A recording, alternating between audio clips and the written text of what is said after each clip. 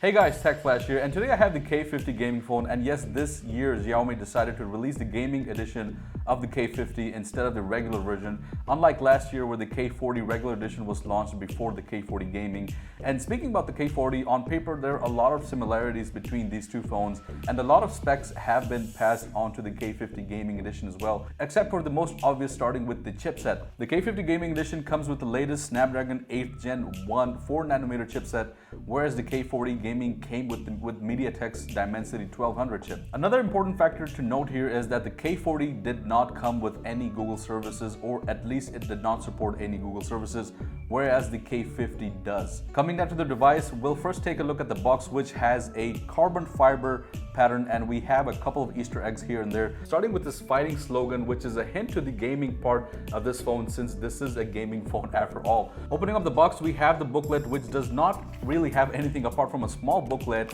and we also do get a silicone case, which, if you guys noticed, has a lot of openings, which I will discuss in a bit. Unwrapping the phone, we have this very exciting electric blue type of color, which looks really nice in the hands.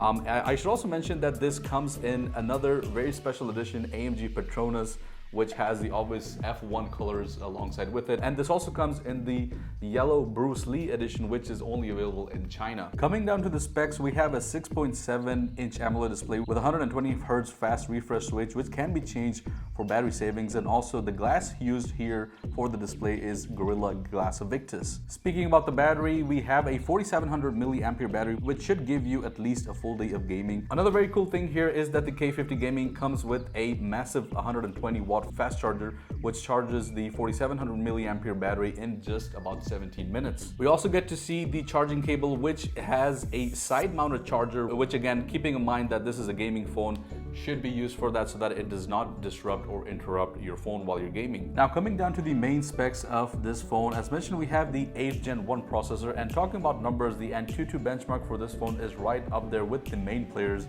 The score we can see here is nearly about 1 million points, and comparing this to the K40 gaming, which came out at around 680,000 points, which was not bad at all either. When it comes to the gaming mode or game space mode, we have the magnetic triggers here, which are actually pop-up, and as soon as we toggle these two sliders, the phone immediately goes into the gaming space mode, which then allows you to also tweak and adjust specific customizations of your own with the trigger buttons. I should mention that these are not sensors, these are actually physical buttons, which also have a very satisfying click to it. You can customize through the gaming turbo mode and set specific settings or set specific customizations based on how you want to play your game. One more thing that I should mention here is that this phone now actually comes with a freezing tech dual vapor chamber for the CPU, which is why you get to see the word freezing here as well, right next to the camera. And right next to the camera, you can see the unique camera flash module, which is shaped like an actual flash.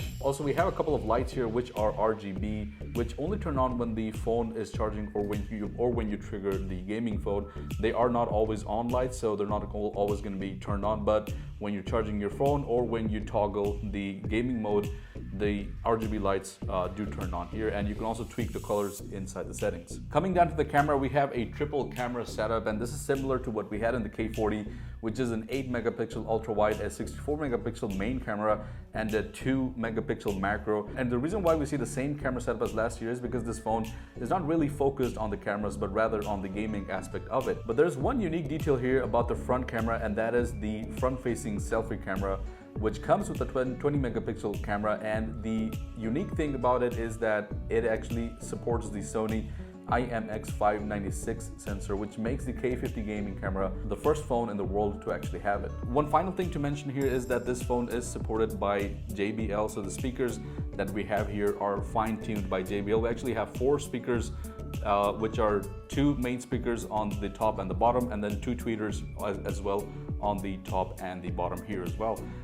This also comes with a USB-C type port, and we also get an infrared IR blaster on the top. We also get a dual SIM setup here, although there is no space for additional memory. Talking about the price, the phone starts at around $600, which is for the base variant, which has 8 gigs of RAM and 128 gigs of internal storage, which is not bad at all considering you are getting all the flagship features. And I should mention that the variant that we have here today is the top of the line 12 gigs and 256 variant, which does cost at $800, which still is a bargain in my opinion. Anyways, if you enjoyed the video, please leave a like and consider subscribing if you haven't already. Thank you once again for watching. I'll see you guys in the next one. Peace out.